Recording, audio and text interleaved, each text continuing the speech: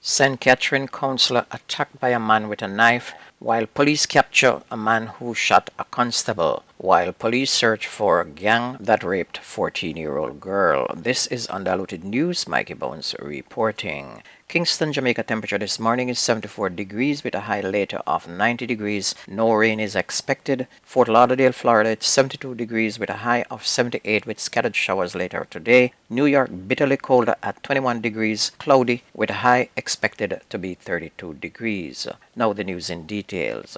A credit card belonging to Donnelly Donaldson, the social media star who went missing in 2022, was recently used in a Portland hotel. Defense counsel Christopher Townsend stated this during a case management hearing in the Home Circuit Court yesterday morning. Mr. Townsend is representing Miss Donaldson's boyfriend, Constable Noel Maitland, who is expected to stand trial for her murder.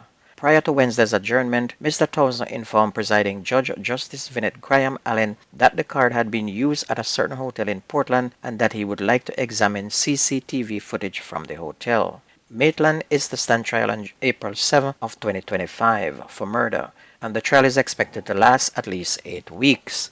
Maitland is charged with murder and preventing the lawful burial of a corpse. 24-year-old social media influencer Donnelly Donaldson went missing on July 13 of 2022 after she was last seen at Maitland's home 2 days earlier. And following a knife assault on one of his colleagues, Sidney Rose, councillor for the Treadways Division in St. Catherine, has highlighted security concerns once again. Patricia Harris, councillor for the Angles Division, was reportedly attacked on the St. Catherine Municipal Corporation premises shortly before lunchtime yesterday. According to reports, Ms. Harris was attending a municipal corporation meeting when she received a phone call asking her to remove her car because it was blocking another vehicle. While outside the building, Ms. Harris was reportedly attacked by an unknown assailant, and according to reports, she sustained facial injuries. She was transferred from a healthcare facility in Spanish Town to the Kingston Public Hospital for further treatment.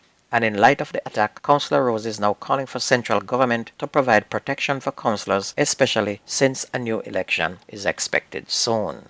The St. James Police have begun a manhunt for men who abducted and raped a 14-year-old girl in the parish on Tuesday. According to reports, the youngster was heading to school in the Moy Hall neighborhood about 8 in the morning when she was stopped by a white Toyota Mark X with 3 men inside. One of the men then pulled the child into the car, which then accelerated. She was brought to an abandoned concrete home and sexually assaulted. The child eventually escaped and ran to a nearby house where she was aided by residents who called the police. The Trelawney police are now on a hunt for the hoodlums who committed a fatal armed and arson attack on a family in Clarkstown over the weekend. Cecilia Simmet, 28, a shop operator who was wounded in the incident on Sunday, died from her injuries in a hospital on Tuesday. And it's reported that about midnight, Miss Simmet and her child's father went to bed at their house in Cockburn Pen in Clarkstown when assailants kicked down the door and opened fire on them. Miss Simmet was shot during the attack. And according to authorities, the common-law spouse was able to lock the door amid a shower of gunfire, preventing the assailants from getting further access. The shooters then set fire to the building, trapping them both inside. An alarm was raised and the gunmen escaped.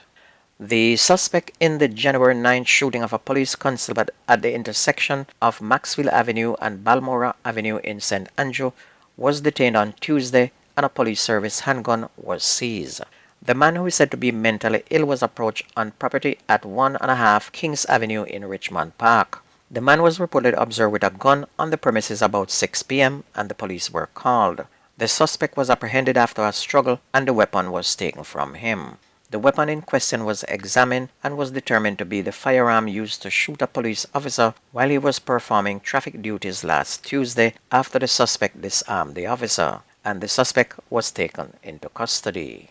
A 38-year-old man was shot dead on Tuesday during a reported confrontation with the police in Hanover. He is Ricardo Davidson, otherwise called Beng, a resident of Shuttlewood District, Ramble in the parish.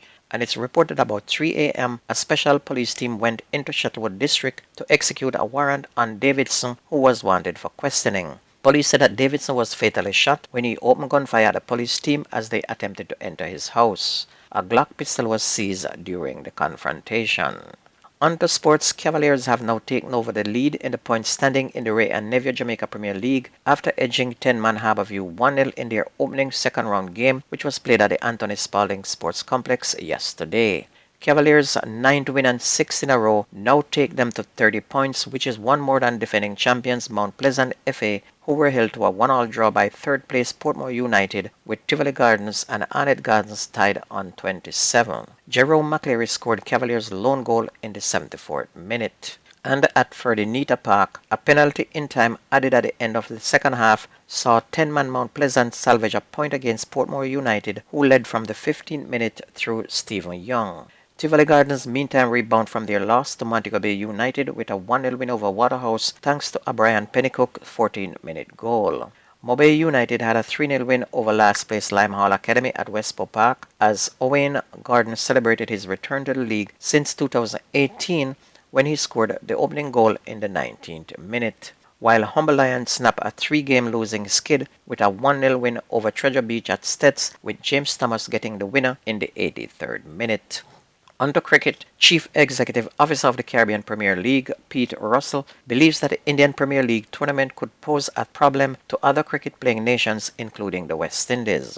The IPL, which began in 2008, is the world's most lucrative and powerful cricket tournament, attracting major stars including several from the Caribbean and signing them to multi-million-dollar contracts. It's also the only tournament to have an exclusive window in the ICC Future Tours program, which means no international tour or other franchise league can be played during that time. While understanding the global influence of Indian cricket, he expressed concern about its potential to overshadow other countries. He said India is the mecca of cricket and it's the powerhouse of cricket right now. Unlike all the other cricketing nations, the BCCI doesn't allow their contracted players to play in other franchise leagues around the world, meaning that their top stars such as Virat Kohli, Rohit Sharma, and Ravindra Jadeja are only seen playing in the IPL. And don't forget that the best news and sports takes place on this radio station. If you ever miss the news on this radio station, please go to YouTube, type in Jamaican Undiluted News, listen, like, share, and subscribe to keep it going. That's news and sports on your favorite radio station. My name is Mikey Bounce. I gone.